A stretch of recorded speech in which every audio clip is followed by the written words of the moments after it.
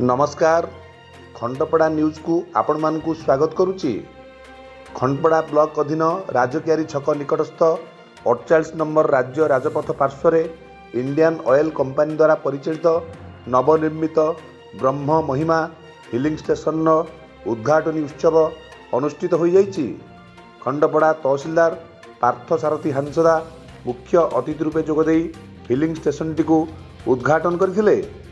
खंडपड़ा और गणिया ब्लॉक अंचल बासिंदा समेत अविभक्त कटक जिलार 15टी पंचायत जनसाधारण यही फिलिंग स्टेशन द्वारा उपकृत हो पारे बोली साधारण आलोचना होउची। उक्त फिलिंग स्टेशन ने जनसाधारण निमंते समस्त प्रकार सुविधा और सुजोग उपलब्ध थिबा अनुष्ठान मुख्य परिचालक विभूतिभूषण प्रधान प्रकाश। उद्घाटनी उत्सव रे अन्य मानक मध्यरे खंडपड़ा ब्लॉक सभापति सुशांत कुमार मिश्र और स्थानीय अंचल बहु मान्यगण्य व्यक्ति जोग देइथिले।